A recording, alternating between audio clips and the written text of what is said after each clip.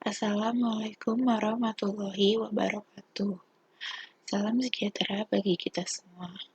Yang terhormat Ibu Mutia Munawaros selaku dosen pengajar mata kuliah Elektrofisika dan Sumber Fisik 1 Universitas Esa Unggul. Perkenalkan, nama saya Yusri Nabila Harsu dengan nomor induk mahasiswa 2020 0606079 kajian 02 mata kuliah Elektrofisika dan Sumber Fisik 1 Universitas Esa Unggul.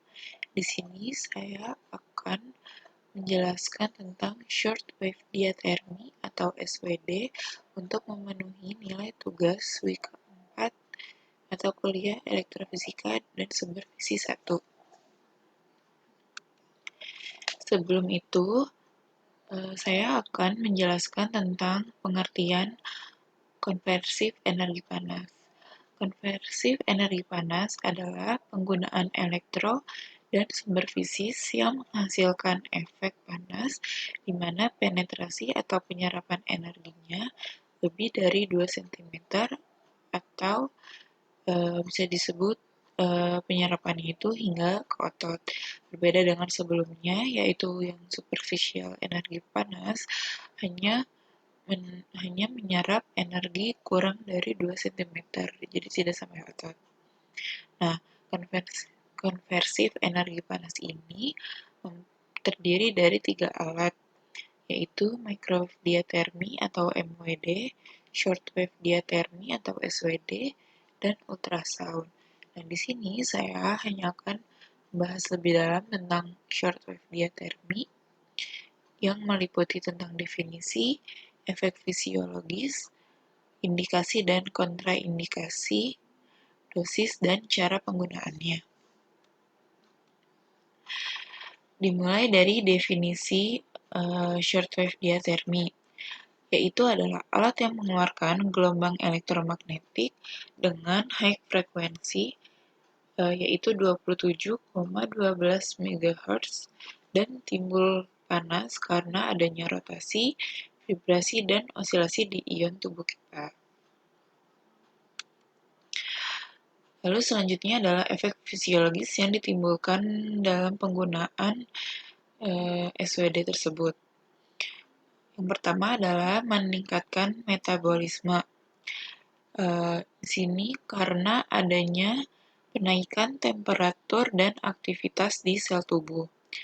Yang kedua adalah meningkatkan keringat karena adanya peningkatan suhu pada jaringan dan mengeluarkan sisa metabolisme, yaitu keringat itu sendiri. Yang ketiga adalah meningkatkan tekanan kapiler dan permeabilitas. Ini terjadi karena adanya peningkatan sirkulasi jaringan dan volume aliran darah. Yang keempat adalah meningkatkan tekanan oksigen, yaitu terjadi karena adanya peningkatan temperatur sel. Yang kelima adalah meningkatkan ekstensibilitas jaringan, terjadi karena adanya penaikan temperatur kolagen, menurunnya ikatan kolagen, dan menurunnya kekakuan jaringan. Lalu ada lokal vasodilatasi dan kemerahan, terjadi karena adanya peningkatan suhu jaringan yang mempengaruhi pembuluh darah sehingga pembuluh darah melebar dan aliran darah meningkat, sehingga menyebabkan kemerahan pada area yang dikenai SPD tersebut.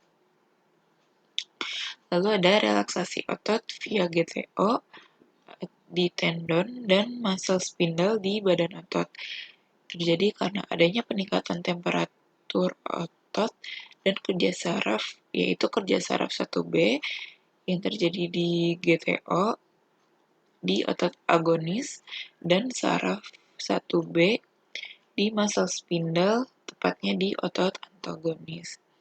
Lalu yang terakhir adalah efek sedatif atau nyaman yang terjadi karena adanya peningkatan suhu jaringan saraf yang menyebabkan kecepatan antar saraf menjadi berkurang.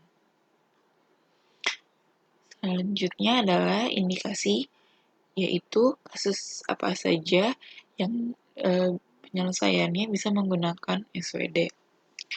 Di sini saya paparkan beberapa. Yang pertama ada myalgia, yaitu nyeri otot. Lalu low back pain, yaitu nyeri pada punggung bawah yang mempengaruhi bagian bawah tulang belakang. Lalu ada sprain dan strain, yaitu cedera atau keseleo karena aktivitas yang berlebih. Lalu ada neuritis, yaitu peradangan pada saraf perifer. Bursitis, yaitu peradangan pada bursa atau bantalan sendi. Dan yang terakhir adalah frozen shoulder, atau kekakuan dan nyeri pada sendi bahu. Ini biasanya terjadi pada pasien yang sekaligus menderita diabetes. Selanjutnya adalah kontraindikasi. Kontraindikasi ini adalah hal apa saja yang jika terjadi pada pasien, maka pasien tersebut tidak boleh menggunakan SWD sebagai pemulihannya. Yang pertama adalah luka terbuka, inflamasi akut, lalu ibu hamil dan wanita yang sedang mengalami menstruasi, lalu penderita kanker atau tumor, adanya gangguan sensasi, dan adanya gangguan pembuluh darah perifer. Lalu dosis. Dosis yang digunakan adalah FITTRJ, yaitu F adalah frekuensi, yaitu 3 kali seminggu penggunaannya. Lalu I-nya adalah intensitas, yaitu suhu jaringan adalah 40-45 derajat Celcius. Lalu T yang pertama adalah time atau waktu, yaitu 15 menit. Jika penggunaannya lebih dari 15 menit, maka ditakutkan kulitnya akan terbakar. Dan jika penggunaannya kurang dari 15 menit, maka penggunaan SWD nantinya tidak berefek apapun. Lalu T yang kedua adalah type, yaitu continuous, R-nya repetisi, tidak ada kalau di SWD. Dan J adalah jarak, yaitu penggunaannya harus 10 cm dari kulit agar kulitnya tidak terbakar. Lalu cara penggunaan. Cara penggunaannya pertama adalah mempersiapkan alat. Kita harus memastikan bahwa saklar dan kabel dalam keadaan baik, tidak robek, tidak bersilangan satu sama lain, dan tidak menempel pada tubuh pasiennya. Dan memastikan bahwa semua tombol di SWD harus berada di posisi 0. Lalu persiapan pasien. Di sini kita harus memberitahu tujuan penggunaan SWD di terapi pasien. Lalu ada tes sensibilitas, yaitu kita mentes pasien apakah pasien tersebut ada gangguan sensasi atau tidak. Dan yang terpenting adalah pasien harus terbebas dari penggunaan logam dan besi saat terapi dilaksanakan. Artinya, pasien tidak boleh memakai kalung, terus anting, jam tangan digital, lalu tidak boleh ada pen yang terpasang di tubuh, dan yang terpenting adalah tidak boleh memainkan HP saat terapi lagi dilaksanakan. Dan selanjutnya adalah pelaksanaan terapi. Yang pertama adalah fisioterapis harus memastikan bahwa pasien duduk dalam posisi yang nyaman. Lalu mengatur alat di area terapi. Diketahui bahwa SWD ini adalah alat yang mempunyai dua sisi. Saya ambil contoh, jika pasien mengalami frozen shoulder, maka alatnya, yaitu elektropadnya, diarahkan ke shoulder, satu sisi di bagian depan dan satu sisi lagi di bagian belakang. itu harus sejajar dan saling berhadapan dengan jarak 10 cm dari kulit. Lalu selanjutnya adalah melapisi area yang diterapi atau contohnya tadi adalah shoulder menggunakan handuk agar pancaran gelombang elektromagnetik itu tidak langsung terpancar ke kulit. Jadi harus dilapisi oleh handuk dulu.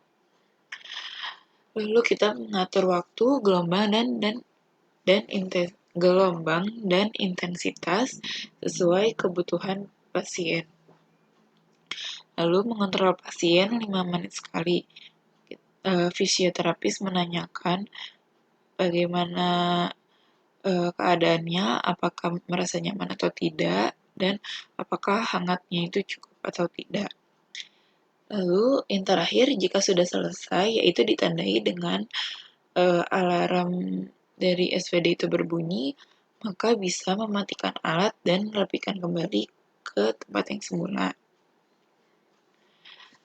Kesimpulannya, jika pasien menggunakan SVD ini secara teratur untuk terapi, maka dapat dipastikan bisa mengurangi nyeri, meningkatkan lingkup gerak sendi atau ROM, meningkatkan kekuatan otot, dan meningkatkan aktivitas fungsional. Hal ini dikarenakan karena adanya efek heating yang dihasilkan dari SVD yang diserap oleh jaringan lunak di tubuh. Sekian dari saya. Mohon maaf apabila ada salah. Terima kasih. Wassalamualaikum warahmatullahi wabarakatuh.